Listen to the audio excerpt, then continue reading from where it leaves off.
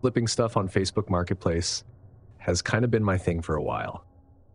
Just normal stuff like sneakers and video games. Quick trades, easy cash. I'd built up a system. Meet in a parking lot, shake hands, both of us leave with what we wanted. Done. That's why when I saw a matte black hybrid bike listed for trade in Richmond last summer, I jumped on it. The guy's profile showed a dog with a red bandana and a handful of 5-star reviews that all said the same thing. Smooth deal. He wanted an Xbox or PlayStation. I had a Series S sitting around collecting dust. Perfect. We messaged. He responded fast. Said the bike was in his shed out back, that I could just pull into the driveway. I pushed for neutral ground like Target or a grocery lot, but he brushed it off. I'm on foot today. Easier if you just pull in. I broke my own rule. His house was in one of those older Richmond neighborhoods where every porch looks like it's seen a cookout and every driveway looks too narrow for modern cars. When I pulled up, he came out wearing a cap and gym shorts, waving like we already knew each other. "Bike's out back in the shed," he said, pointing toward the driveway. I looked. It was tight, cracked concrete, leading past the house toward a fence and an alley. From the street, I couldn't see a shed, just shadows and a gate latch. "I'll just park here," I said. "We can bring it up." He smiled, but it didn't feel real. "It's heavy, man. Tires are flat. Easier if you pull in." That's when I noticed we were not alone. There was another man, leaning against the fence at the back of the driveway. He hadn't been there a second ago, or maybe I just hadn't looked close enough. Dark shirt, arms crossed, standing like he was waiting for a cue. I kept my tone light. "No worries, just roll it up front, I'll grab the console." The porch guy didn't move. "You don't trust me?" Classic line. If you say yes, you step closer. If you say no, you're the problem. "Policy," I said. "I do all my trades up front." He looked back toward the fence. The second guy hadn't moved, but the tension in the air cranked up. Then a black sedan pulled slowly up the street, windows tinted darker than legal. It eased toward the driveway and stopped just short of my rear bumper. "Friend of yours?" I asked. "Yeah," he said, flat. That's when it clicked. They weren't here to trade.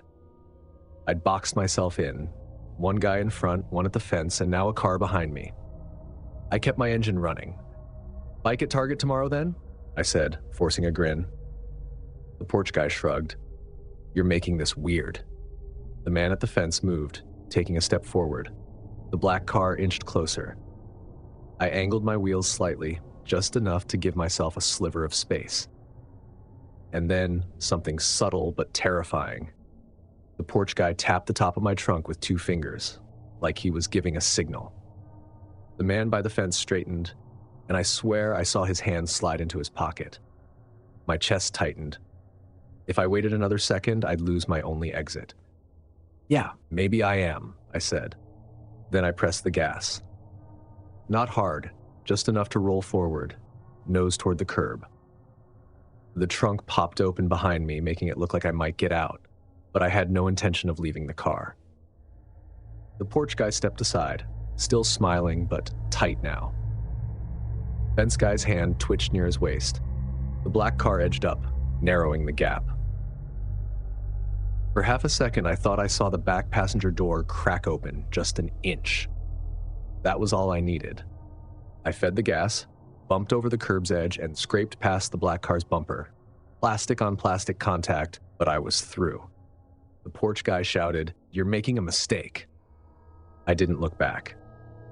2 blocks away, I pulled into a gas station under the bright white security cameras and shut the trunk. The Xbox was still there. Everything looked normal. But I knew what almost happened wasn't normal. At home, I reported the profile. By morning, it was gone, like it had never existed. I called the non-emergency line and gave them the address.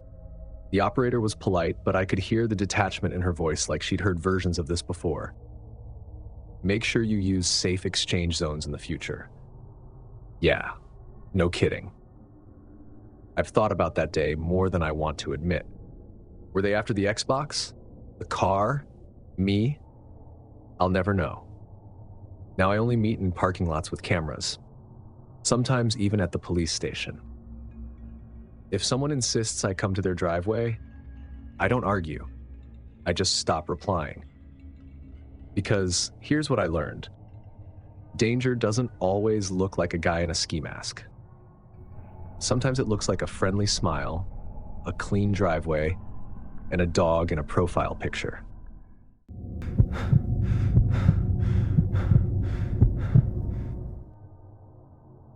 I didn't set out to shop on Facebook Marketplace because I wanted to. I did it because life demanded it. I'm a single mom with 2 kids, and my old Corolla had been doing its best. But anyone who's tried hauling a double stroller, sports gear, and grocery bags in a compact car knows that sooner or later something gives. For me, it was the day I had to say no to my son when he wanted to bring his scooter to the park. There just wasn't room. That night, I sat at the kitchen table and admitted to myself I needed a van. Dealerships were too pricey, and I wasn't about to let a slick salesman pressure me into payments that didn't fit my budget. Marketplace, though, it had promise. Regular people, regular cars, often cheaper. Riskier, sure, but I figured if I played it smart, I could make it work. I knew the model I wanted. A Toyota Sienna, 2012 or later, under 140,000 miles. Solid, reliable, roomy. I saved the filters, checked the listings every night after the kids went to bed. Most were scams you can spot instantly. Cars priced too low, blurry photos, descriptions copied and pasted. But one ad caught my eye. 2015 Toyota Sienna LE, $10,500. Moving, price to sell. The photos were clean. Silver paint, no dents. Interior looked decent. Gray cloth, 3rd row visible, nothing hidden. The seller's profile had a few reviews, even a comment from someone saying, "Great communication, thanks for the washer." The name was Luis. His profile pic was a fish he'd caught, which somehow made him feel more normal than the faceless avatars I usually saw. I messaged him, "Is the Sienna still available?" He replied fast, "Yes, need it gone this week." That urgency could mean 2 things. Either he really needed to sell, or something wasn't right. I messaged carefully, "Been available? Any warning lights? Can I see the 3rd row mechanism?" When you're going to strap in the 2 most important humans you know, your questions lose their apology. I ran it through a free check, and it came back as a 2015 Toyota Sienna LE. Silver, Fresno area. No accidents reported. My guard dipped a little. We agreed to meet Wednesday after work. He gave me his address and added, "Van's uninsured right now, can't drive it far. Come by my place, my wife will be home too." That part, "my wife will be home too," was calculated. I knew it immediately. It's a line designed to lower defenses. I told myself to stick to public place, daylight, and don't go alone. But Ruben, the one friend I could usually rope into these things, was stuck at work. I decided I'd just be extra careful. I told my sister where I was going, screenshotted the address, and sent her a knife emoji. She replied with 3 back. That's our family version of be safe. The neighborhood was nothing surprising. Tired duplexes, fences in need of paint, kids' toys in the yard. A man in a blue cap stood when I parked. He waved me toward the side yard. "Easier in the back," he called. "I'm fine here," I said, locking my car and keeping my keys in hand. "You're here for the van," he said, smiling. "Yes, the 2015 Sienna." He nodded. "It's behind the gate." I looked toward the driveway. There was a gate half open, a sliver of alley visible beyond. No van in sight. "Could you bring it out front?" I asked. He didn't answer that. Instead, he gestured toward the fence. Actually, this one's better. I looked over and saw a white cargo van tucked against the side of the house. No plates. Primer patches on the paint. The kind of van people joke about not letting their kids near. My gut clenched. That's not what was listed. It's newer, he said smoothly. Runs like new. Didn't have time to put it up yet. More space too. Good for kids. That word kids hit me wrong. He didn't know I had any. Unless he'd stalked my profile, which suddenly felt very possible. I came for the Sienna, I said, trying to keep my tone calm. It's at my cousin's, he said too quickly. We can drive there. I shook my head. Not today. He smiled again. At least sit inside this one, see if you like the feel. I took a step back toward the street. Not interested. But he didn't let it go. He followed, not close enough to grab me, but close enough to box me in with his presence. What hours do you work? He asked. You live nearby. He didn't raise his voice, but every question felt like it was meant to corner me. That's not important, I said. He moved a little faster, stepping between me and my car. Just look in the back, he pressed. It's clean. I cleaned it myself. New battery. No, I said louder. I unlocked my car, slid inside, and shut the door. Before I could start the engine, he knocked on the window with his knuckles. Not hard, just enough to make it clear he was still there. Don't be rude, he said softly. His eyes had lost the smile. I started the engine. He smacked the glass flat palm this time. My heart jumped, but I kept my face steady. I reversed hard, swerving toward the street. He stepped back, hands raised like I'm not stopping you, but his eyes followed me all the way down the block. I pulled into a Walgreens lot and called my sister. It was a white van, I said, my voice shaking harder than I wanted. Not the one in the listing. He wouldn't let it go. Report him, she snapped. So I did. I flagged the account on Marketplace, uploaded the screenshots, and called the non-emergency line. The operator was kind but blunt. We can make a note, but since nothing happened, there's not much else. That's the catch with being cautious. You leave before something happens, which means there's nothing to prosecute. You get safety, but no closure. The next morning, the listing was gone. The profile Luis had vanished. I don't know what would have happened if I'd followed him behind that house. I don't know what was in the back of that van he was so desperate for me to see.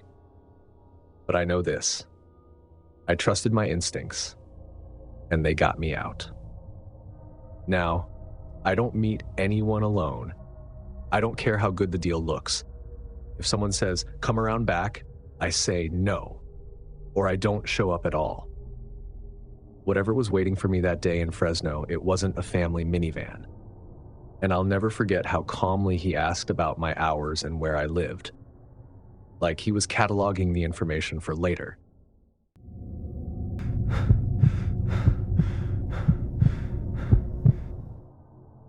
I've always been the kind of person who prefers order, clear systems, straightforward rules, everything in its place. It's probably why I got into IT. You troubleshoot a machine, know what the problem is, you fix it, and you move on. Simple, predictable. Life isn't always that neat, but my day-to-day usually is.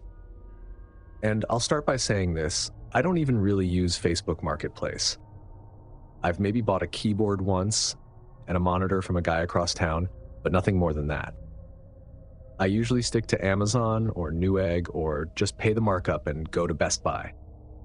Marketplace always felt messy. Too many people selling junk, too many scams. So when this happened, it didn't make sense. Not at first. It was a Tuesday night, one of those chilly Texas evenings with that dry air that makes your skin itch. I was home from work, heating leftovers, planning to binge a couple episodes of a show before bed. My neighborhood's quiet. Plano suburbs, ranch-style houses, trimmed lawns. The kind of place where you don't expect drama. Around 7:45 p.m., I heard a knock at the door. Not a light tap, 3 firm knocks. I wasn't expecting anyone. I checked my phone, no texts. I pulled up the feed on my doorbell camera. There was a man on my porch, mid-40s maybe. Stocky build, shaved head, wearing a hoodie and jeans. He was holding a large cardboard box, taped shut. For a second I thought maybe it was a delivery. But then I saw it wasn't the usual brown Amazon box. It was bigger, scuffed with no labels. I opened the door halfway, careful. "Can I help you?" He gave me this look like we'd already spoken. "Yeah," he said flatly. "You ordered these, the speakers. We agreed on Marketplace." I blinked. "No, I didn't." He smirked, adjusted his grip on the box. "You are. My full name, right?" I felt a twinge in my stomach. "Yeah, that's me." "Then these are yours." He nudged the box slightly, like I was supposed to take it. I shook my head. "I never ordered anything. You've got the wrong person." His tone sharpened. "Don't mess with me. You contacted me. We agreed. You still owe me." Then I noticed his foot wedged in the doorframe, just planted there like he wasn't planning to leave until I played along. I tried logic. "Look, I don't use Marketplace. Not really. I didn't buy anything. I don't know you." He leaned in, voice louder now. "You're telling me this isn't your address? That's not your name? Don't play stupid." My whole body tensed up. He knew my name, my address. Those aren't hard to find online, but hearing them from a stranger at your door is different. "Seriously," I said, trying not to let any nerves show. "Take them back. I don't want them." He didn't blink. "You already bought them. You owe me $200. He tried to push the box forward. I pushed the door back against his foot. "I'm calling the cops." That's when his eyes changed. Anger, frustration, something darker. I couldn't tell. He pressed harder, and for a second, I thought he'd actually force his way in. "Don't make this a problem," he snapped. I slammed my shoulder against the door, got it closed, and threw the deadbolt. My hands were shaking as I grabbed my phone and dialed 911. "911, what's your emergency?" "There's a man at my door," I said quickly. "He's trying to sell me something I never bought. He knows my name and address. He just tried to force his way inside. They told me to stay inside, keep the doors locked, and an officer would come." I stayed by the door, phone pressed to my ear, listening. For about a minute, nothing. Then, bang, a single pound on the door, hard enough to rattle the frame. "You think this is funny?" His voice growled through the wood. "I know you're in there. You can't just ghost me." I didn't answer. Another bang, then silence. A minute later, the crunch of gravel. I peeked out the blinds. A dark SUV was pulling away, headlights sweeping across my lawn. The cops showed up maybe 10 minutes later. By then, the street was quiet. The box of speakers was gone too. The officer listened, jotting notes, nodding. "Could be a scam," he said. "These guys try intimidation, make you think you owe them money, force you to pay cash." "He knew my name," I said. "My address. How?" The officer shrugged. "Could have scraped it from somewhere. Online directories, old data leaks. Happens all the time." That didn't make me feel better. They checked around, flashlights sweeping the driveway. "Tire tracks," one officer noted. "He peeled out in a hurry." But nothing else. No cameras in the neighborhood had a good angle. They filed a report, gave me a card, and left. I locked every door and window that night. Sat on the couch with the lights off, watching the driveway. Every headlight that passed made me tense. I didn't sleep much. Days later, I kept replaying it in my head. The way he said my name. The way he insisted I'd agreed to something. What if it wasn't just a scam? What if he'd been testing my response, seeing how far he could push? I scrubbed my accounts, changed passwords, deleted old posts with personal info. But the thought stuck. How many people like him are out there, knocking on doors, holding boxes, insisting you owe them? And what if, instead of slamming the door, I'd hesitated?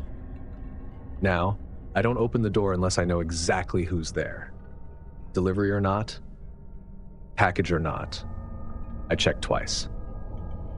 Because once you've heard a stranger say your full name and shove a box into your hands like it's already yours, you realize how thin the line is between safe suburbia and something much darker.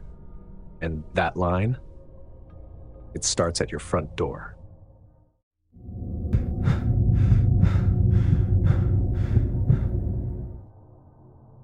I've always loved antique shopping, even though as a broke nursing student in Charleston, I had no business chasing aesthetic when I should have been buying groceries. But Marketplace made it feel like a game. Small, cheap treasures, quick pickups, little hits of satisfaction. That's how I found the mirrors. A listing for 3 oval gold mirrors. Delicate filigree frames, perfect for the hallway in my tiny apartment. The seller's profile said her name was Hannah, age 32, smiling in a beach hat. Reviews called her polite and a lovely buyer. I messaged, she replied almost instantly. Yes, still available. They're fragile, so best to pick them up inside. That line should have made me pause. Instead, I thought, daylight, public street, old couch in the photos. What's the risk? I texted the address to my roommate, Jess, like we always did for safety, and drove across the bridge into West Ashley on a muggy August afternoon. The house matched the vibe of the photos. Pale blue, slightly sagging porch, wind chimes tangled above the door. But when it opened, the woman who greeted me wasn't the 30-something from the profile. She was at least 70. Thin, cardigan sleeves rolled to the elbows in Charleston heat. "You're here for the mirrors?" she asked, smiling like she was trying it on. "I'm Hannah's mother." I hesitated but stepped inside. The entry smelled like lemon cleaner and mothballs. A small Wi-Fi camera sat on the hallway table. Red light blinking. She noticed me looking. "Porch pirates," she said. "You can't be too careful." We walked down a narrow hallway. No mirrors on the walls, just framed cross-stitch and family photos. She talked about her daughter being busy, about moving someday. Then, almost offhand, "You're about my daughter's size. You should try one of her dresses. There's a mirror in the bedroom." The words slid past me, but it didn't feel right at all. In the back room, boxes were stacked by category: books, holiday, kitchen. A tall standing mirror leaned against the wall, but not one from the listing. Next to it, a garment rack held dresses under half-slipped plastic covers. She opened a closet, rustling bags. I wrapped them up. Just need a minute. Above us, another camera blinked red. This one was mounted high, angled at the hallway. I felt a knot form in my chest. "Maybe I'll grab my wallet from the car while you find them," I said. Her hand brushed my arm. "Stay. It's cooler here. Just visit a while." Her tone had changed. Less sweet, more insistent. I backed into the hall. I was on edge, but thinking fast, in a way that only comes with fear you're trying not to show. The living room felt twice as long as when I'd entered. The entry camera blinked again, then back to pulsing. Was someone watching live? She called after me, voice harder. "Don't just walk away from me. I brought you inside." I didn't answer. I turned the lock, opened the door, and stepped out. My key fob beeped twice as I slid into my car. From the side mirror, I saw her silhouette in the doorway, framed by the porch light. The blinking camera light glowed behind her like an eye. In a gas station lot nearby, I called Jess on speaker. My voice was shaky. "If you say I told you so, I'll block your number." "Are you safe?" she asked. "Yes, but..." I told her about the old woman, the cameras, the way her tone snapped like a twig when I left. Jess didn't laugh. She just said, "Report it." I did. Flagged the listing for misrepresentation, uploaded screenshots, even emailed the police non-emergency line. By morning, the listing was gone. Hannah's profile was still there. Same beach hat photo, same lovely buyer reviews, but no items for sale. I bought thrift store mirrors 2 days later. Not perfect. Chipped and rectangular, but safe. I also made new rules. Porch pickups only, public places when possible, no it's inside exceptions. Jess and I created a code word, something stupid and random we'd never say otherwise, in case anyone ever tried to fake a connection through our phones. Sometimes I wonder if that old woman was really Hannah's mom, or if Hannah even existed. Maybe it was loneliness. Maybe it was worse. I don't need to know. What sticks with me most isn't her face, though. It's the red blinking light of those cameras. Not knowing who was on the other end, watching me in that hallway. No mirror, no matter how pretty, belongs in exchange for a piece of your safety.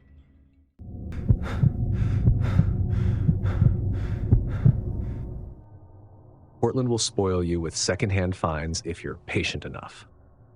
Estate sales, consignment shops. It's a city where vintage is less about fashion and more about survival. My name's Emily. I'm 24 years old, and I work as a barista here in Portland. Rent eats most of my paycheck from the cafe, so I live in thrift stores and online listings. I've always liked the thrill of the hunt. Finding a $12 floral dress that looks like it belongs in a Sofia Coppola movie makes the routine of oat milk lattes and 5 a.m. alarms feel worth it. My roommate Kenzie calls it my scrolling ritual. After a shift, I shower, throw on sweatpants, and sit cross-legged on the couch with a mug of tea and Facebook Marketplace open. It's relaxing. Most people scroll memes. I scroll dresses. I'm not careless. Portland is friendly, but it's not naive.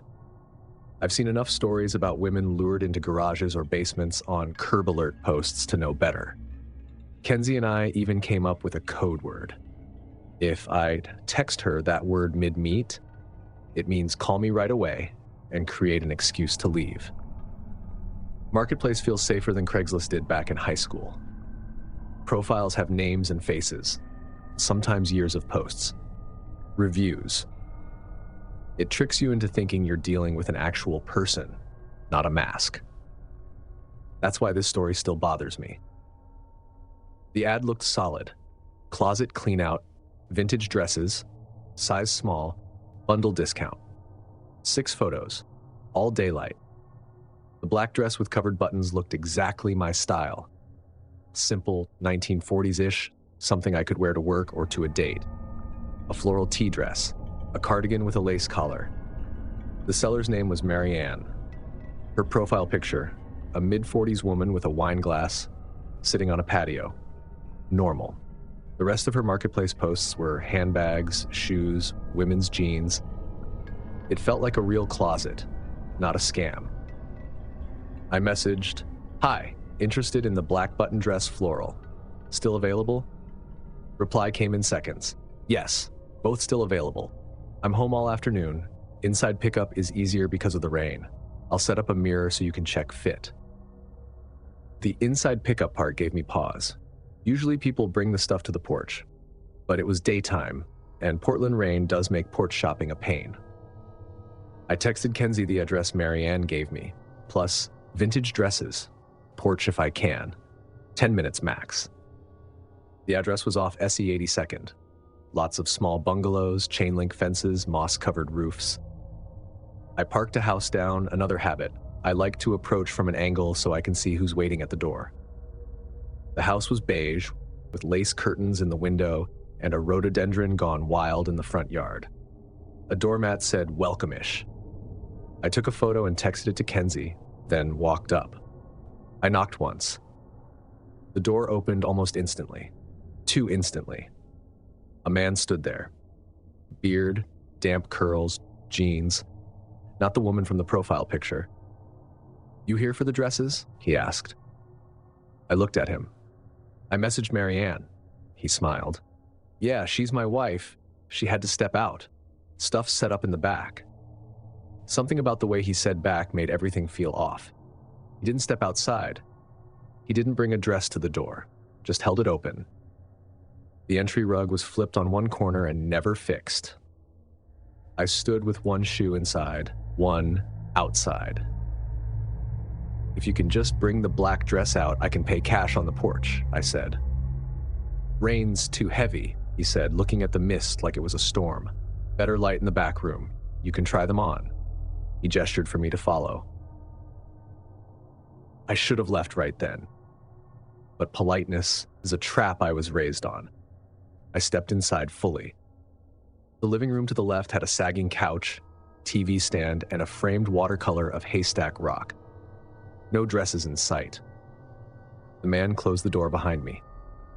"Back this way," he said. The hall had family photos. A woman at a winery, someone with a dog, a couple at a birthday party. The woman could have been the profile picture 10 years older. It reassured me for half a second, then unsettled me. Were these real family photos or props?